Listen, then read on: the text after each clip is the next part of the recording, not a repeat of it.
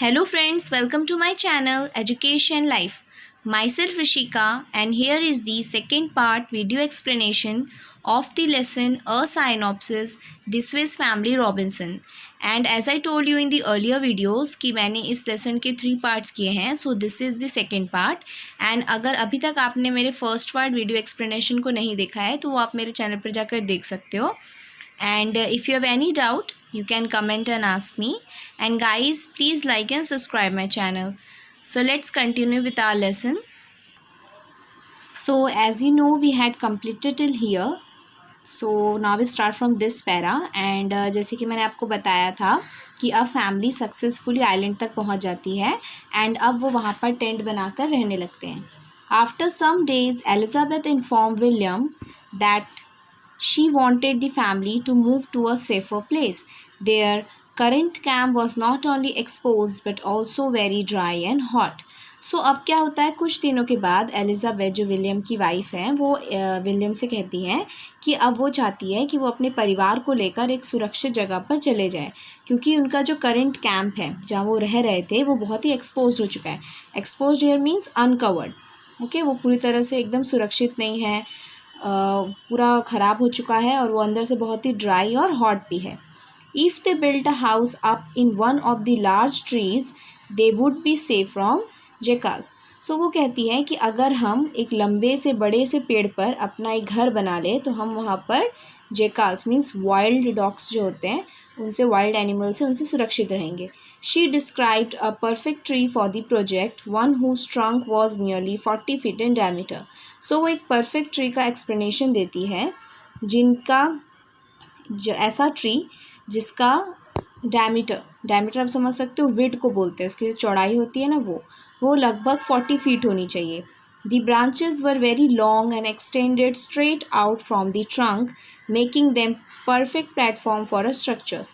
और उसके जो ब्रांचेस होंगे वो इतने लॉन्ग होने चाहिए या इतने लॉन्ग हैं हो और वो एकदम extended straight from the trunk. Extend means एकदम सीधे निकले हुए हो, ट्रंक से एकदम सीधे निकले हुए हो और वो एक परफेक्ट प्लेटफॉर्म बना रहे हो. परफेक्ट प्लेटफॉर्म का मतलब होता है एक परफेक्ट बेस जिस पे वो अपना स्ट्रक्चर मीन्स अपना घर, अपना हाउस बना सके. Letter when determining the height of the lowest branches the father taught the boys geometry and how to use triangles to measure big objects. तो अब जब उन्हें वैसा ट्री मिल चुका था तो वो अब सबसे लोएस्ट ब्रांचेस था उस पेड़ का, उसकी हाइट पता लगा रहे थे. तब फादर ने मीन्स विलियम ने अपने बच्चों को ज्योमेट्री सिखाई और ये भी सिखाया कि आप ट्राइंगल्स वगैरह को यूज़ करके बड़े बड़े बिग ऑब्जेक्ट्स मीन्स बड़े ऑब्जेक्ट्स का मेज़र कैसे ले सकते हो. तो वो उन्हें मैथमेटिक्स सिखा रहे थे क्योंकि वो नेचुरली ये सब सीख सकते थे क्योंकि उनके पास बुक्स वगैरह तो थी नहीं. He measured a defined distance from the trunk. Then he calculated angles using several measured rods, determining that the lowest branches was 30 feet off the ground. So उन्होंने एक डेफिनेट डिस्टेंस लिया, मतलब ट्रंक से एक एग्जैक्ट डिस्टेंस पर angles को calculate किया. किससे कैलकुलेट किया? मेजर्ड रॉड्स मीन्स उनके पास वुडन स्टिक्स होंगी, लकड़ी के रॉड्स होंगे जो मेजरिंग के लिए उन्होंने यूज़ की और ये पता लगाया कि लोएस्ट ब्रांच की हाइट, ग्राउंड से लोएस्ट ब्रांच की हाइट 30 फीट है.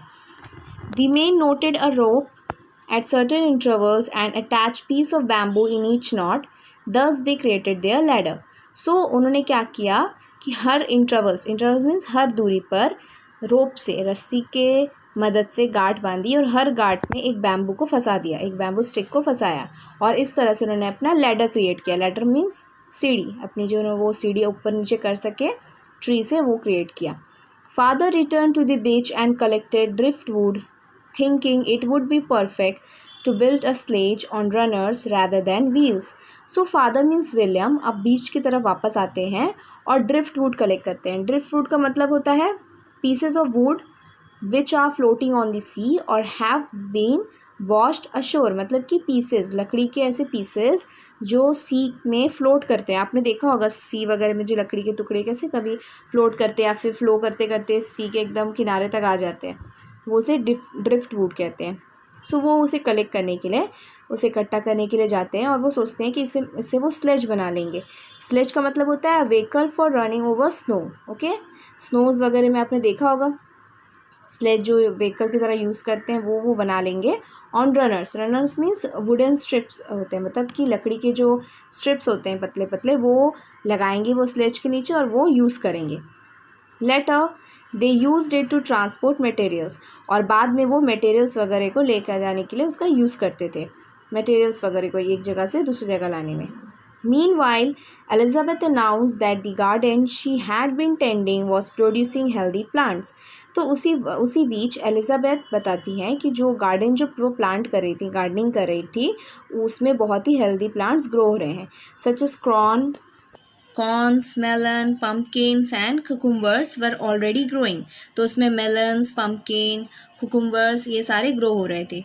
The next day, only the father and Fritz traveled to the woods, exploring and finding such exotic plants as one with waxy fruit from which candles could be made. तो अगले दिन क्या होता है, father जो William है और उनका बेटा फ्रिट्स, सिर्फ वो दोनों ट्रैवल करते हैं, मीन्स वो दोनों जंगल की ओर जाते हैं और एक एक्जॉटिक प्लांट ढूंढ रहे होते हैं। Exotic means a different variety का प्लांट्स जो ईजिली नहीं मिलता है, उस टाइप का डिफरेंट टाइप का प्लांट जिसमें कुछ वैक्सी फ्रूट हो। वैक्सी मीन्स मोम की तरह कोई फ्रूट हो जिसे वो अपना कैंडल्स प्रिपेयर कर सके। Fritz discovered a tree exuding a rubbery sap from which his father claimed that they could make boots. So अब क्या फ्रिट्स को वहाँ पर एक ऐसा ट्री दिखता है जिससे एक्सक्यूडिंग का मतलब होता है गिविंग आउट, या सो उस ट्री से एक रबरी सैप का मतलब होता है लिक्विड, एक लिक्विड रबर, आप जानते हो रबर कैसे बनता है ट्री से। सो एक रबरी लिक्विड वहाँ से फ्लो हो रहा था, एक्सक्यूड हो रहा था, और उसके फादर ने बोला कि हम इससे बूट्स बना सकते हैं, shoes, you know that boots जो हम पहनते थे, पहनते भी हैं अभी भी, बूट्स हम यूज़ करते हैं। सो दे फादर सेड कि हम उससे बूट्स बना सकते हैं। Thinking ahead of the next winter, father decided to create a place safe from the elements, a strong storage spot to protect themselves and their belongings. So उन्होंने अगले विंटर के बारे में सोचकर विलियम ने, मीन्स फादर विलियम ने decide किया कि वो एक ऐसी सुरक्षित जगह बनाए जिससे वो खुद भी सुरक्षित रहे और उनके पास जो भी सामान जो भी बचे हुए थे शिप से, उनके पास जो भी सामान सर्वाइव कर गए थे उनके साथ, उन्हें भी वो सुरक्षित रख सके। Fritz came up with the idea of a cave. तो फ्रिट्स ने आइडिया दिया कि हम केव में जाकर रह सकते हैं, सो वहाँ पर वो एकदम आराम से रह सकते हैं, सुरक्षित रह पाएंगे। Not finding one, they thought of carving out their own cave in the rock abutting their camping site. So जब उनको एक केव, ढंग का अच्छा केव नहीं मिलता है, तो वो सोचते हैं कि क्यों ना हम अपना खुद का एक केव बनाएं और रॉक से अपना खुद का एक हम केव बना लें और इसकी कॉमन बाउंड्री रखें। Okay, on the smooth face of the rock, father marked the dimensions for an opening and they picked away at the hard surface with their axes, chisels, hammer and sloves. So father क्या करते हैं, means William क्या करते हैं, smooth face, जो पत्थर का एक ऐसा पत्थर ढूंढते हैं जिसका जो फेस है स्मूथ फेस, मीन्स उसका जो अपर साइड है वो बहुत ही स्मूथ है, और वो उसमें डायमेंशंस मीन्स फिगर बनाते हैं कि उन्हें कहाँ से खोदना शुरू करना है, कहाँ से उसकी ओपनिंग होगी।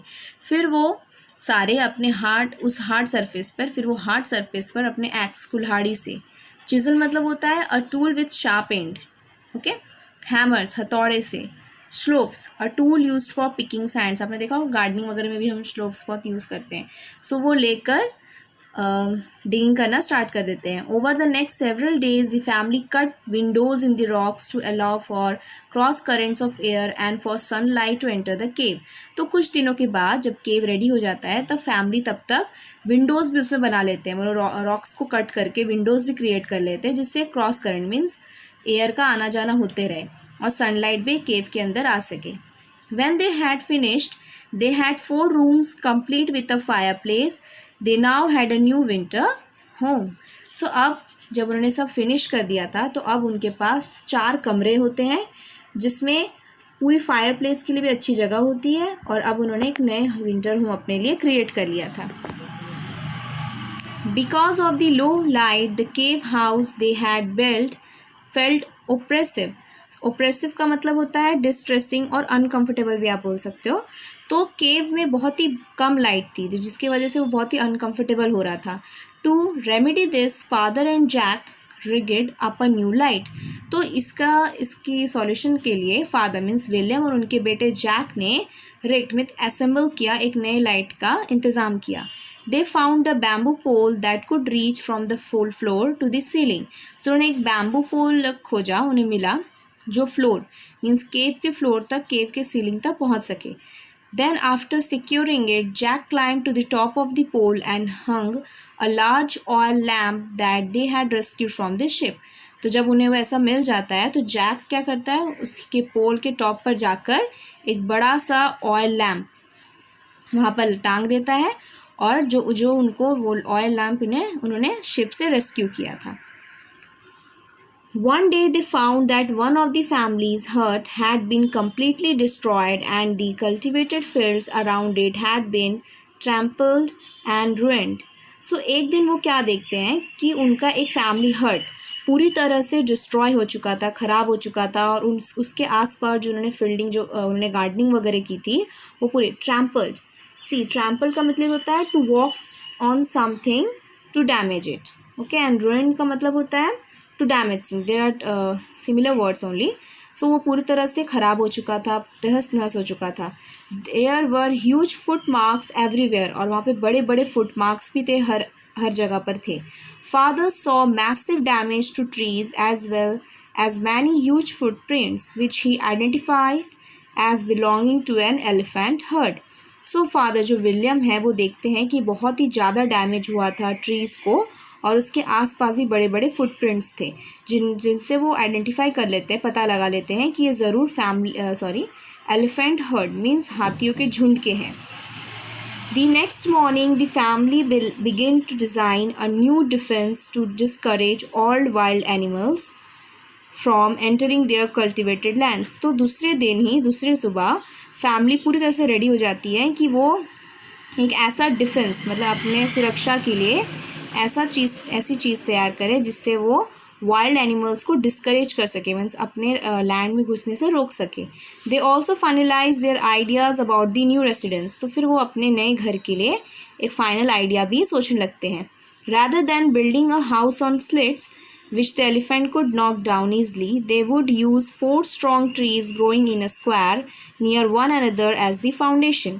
So वो सोचते हैं कि अब हम rather than building house on slits का मतलब होता है बहुत जो पतले जो ब्रांचेस वगैरह पे जो अपना ट्री बना रहे थे, वो सोचते हैं कि अब हम उससे हटकर वहाँ से हटकर हम ऐसी जगह पर अपना घर बनाएं जहाँ जो एलिफेंट से सुरक्षित रहे, यहाँ पे एलिफेंट्स आकर कभी उनको नॉक डाउन ना कर सके. सो वो 4 ऐसे स्ट्रॉन्ग ट्रीज़ खोजते हैं जो एक साथ ग्रो हो रहे हो, मतलब अगल बगल हो और एक साथ ग्रो हो रहे हो. The trees were of equal size approximately 12 feet apart. So वो एक ऐसे ट्रीज़ का पता लगाते हैं जो इक्वल साइज़ के थे और वो अप्रॉक्सीमेटली लगभग 12 फीट एक दूसरे से दूरी में थे. Thus they built their another safe home. इस तरह वो उस ट्री पर उन्हें ऐसा ट्री मिल जाता है जो एकदम स्क्वायर में हो और 12 फीट की दूरी पर हो चारों पेड़, और वहाँ पर अपना एक सेफ होम बना लेते हैं. So guys I will just stop making you explaining here and thank you for watching. Keep learning with me. Stay home, stay safe.